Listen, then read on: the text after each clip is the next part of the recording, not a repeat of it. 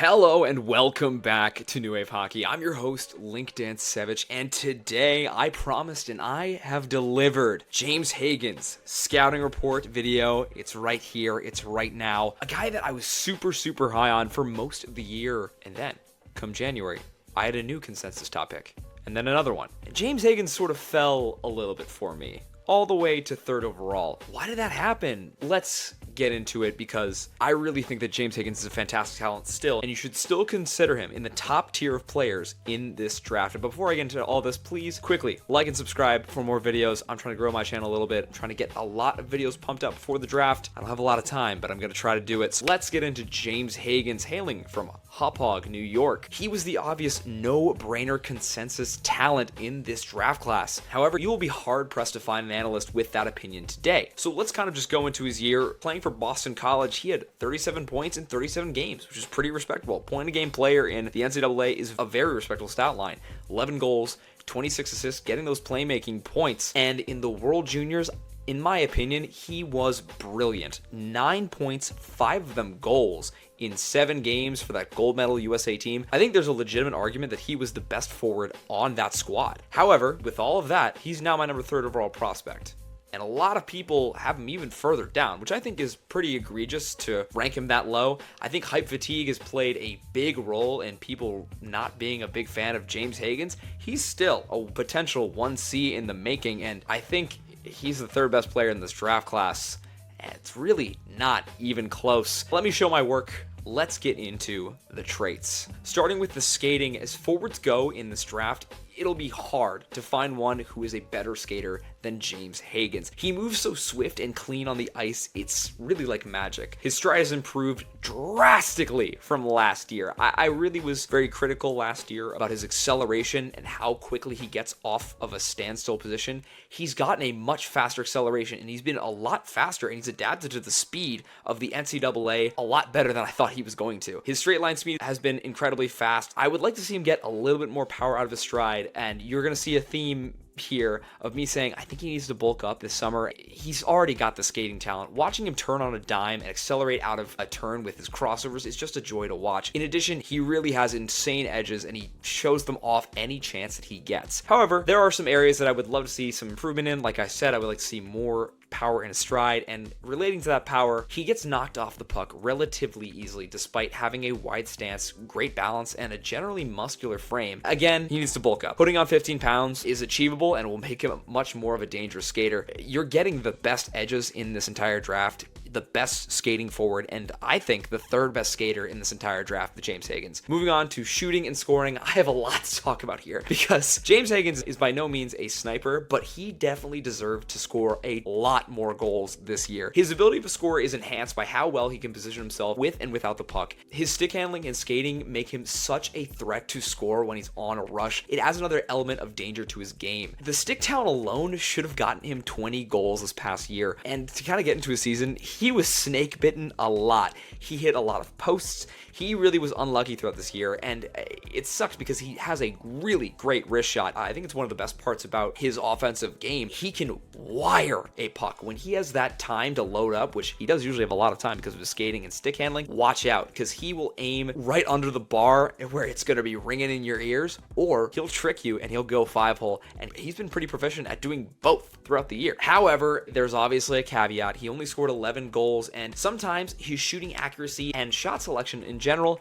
have not been the best. I will say the shot selection has been much better as the season has gone along. Ever since he got out of the World Juniors, he was making a lot better decisions with the puck, especially on rushes. Now going into the slap shot, this is an area where I would say he is average to below average. He does not get enough power off of that slap shot. It was enough for the NTDP, but it's not enough for college. The last thing I would like to point out is that he is a big fan at chucking it on goal for rebounds. His line mates Leonard and Perreault got a lot of chances out of it, and I'll touch more on that with the passing section, but He's a smart shooter, and he uses it to his advantage. Now, moving to the stick handling, there's really not a lot to cover here because James Hagens is a very talented stick handler who is so close to unlocking another level. He routinely makes amazing stick handles that make him a menace in transition and makes him an effective zone entry threat. His quick hands help him out in most every aspect of his game. His quick hands combined with that hand-eye coordination give off the impression that he plays the game in slow motion. However, his handling isn't always dazzling. He has the tendency, as most skill players do, to do too much with the puck, dangle himself into corners, and to put himself into disadvantageous situations on the rush. Despite these mistakes, I still encourage Hagens to be confident with the puck and keep trying these impressive moves because he's going to pull a lot of them off next year and the year after that if he keeps working up that confidence, working on that skill. He's got so much already. Imagine how he's going to be with more practice. Moving on to the passing and vision section, playmaking is James Hagens' bread and butter, and his ability to create chances for his teammates is unlike any other in this draft. Yeah, I said it, he's the best playmaker in this draft. And the best part, he has the potential to be even better. There are points in my notes where I said he must have 360 division because how did he find that teammate? He's a very good scanner, and when he misses targets, he doesn't miss by much. So you should always be ready to receive the pass when you have Hagens on the ice, and it was the reason why Leonard was such a high contender for the Hobie Baker. Now, despite my praise of this playmaking section, he does struggle with accuracy at times. Not the sort of accuracy where he misses passes. He will occasionally feed targets passes that are like either a little behind them or at their feet that are not advantageous for a goal. You got to get it on tape. That's where my issues kind of lie. Of course, he's adapting to a bigger game, a faster game. Maybe next year he'll have it all figured out. Next up, compete. Last year I said I was a fan of James Hagens' level of compete, despite him not really having a willingness to engage physically with his opponents. Now I feel kind of similarly, except he started to engage physically. Maybe it was the misconceptions of him playing a soft game, but after the World Juniors, a fire must have been lit under him, and he's been rubbing out players and kind of just adding a little bit of a physical part of his game that we never really thought was there. I really like to see him pressure defensemen, pressure players along the boards. It's not something he does all the time, but he does it often enough to make a statement. That being said, I would not characterize his compete as being anything more than average to above average. He can still be lazy on a back check and play small in areas, especially along the boards. He gets knocked off the puck a lot. That kind of hurt him from driving down the middle, which he was really good at the NTDP. Again, I would love to see him bulk up. That's the basis of a lot of the stuff here. Get more confident with his body and drive through the middle of the ice. He's got to learn to not get knocked off as much. Moving on to the IQ and off-puck game, the only area of James Hagens' game that I am a little bit less confident in than how I was in August is his on-puck IQ. Don't get me wrong. He's a very smart passer and a very smart shooter, but sometimes he has a tendency to be very dumb as a puck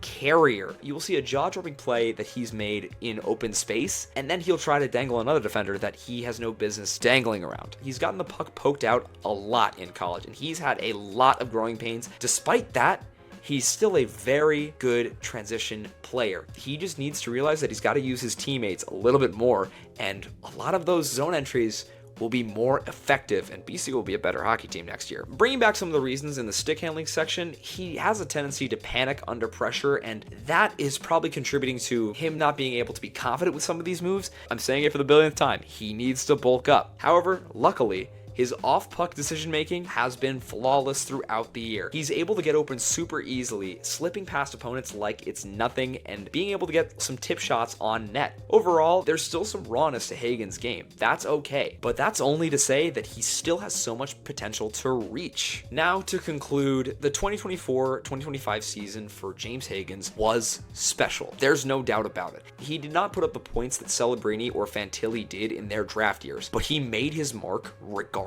Personally, I have him behind Schaefer and Misa on my list, and despite all that, he's still within a stride length of both players. I even think that he has the second highest upside in this entire draft. I won't say who has the highest right now, that's for another video, but he's destined to play the 1C role and be a playmaker that any team would love to have. He will be a Hobie Baker frontrunner for me next year and a Calder frontrunner for the year after that. Maybe second to McKenna, we will see. All in all, bad press about Hagens has been exaggerated way out of hand.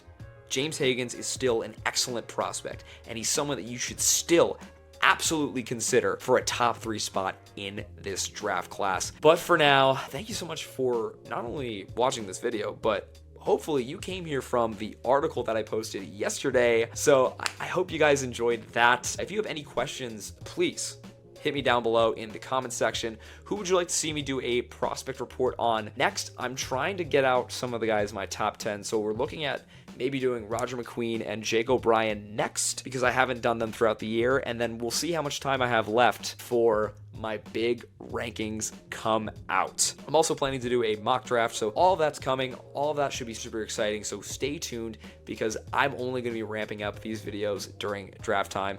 But I've been your host, LinkedIn Savage, signing off for New Wave Hockey.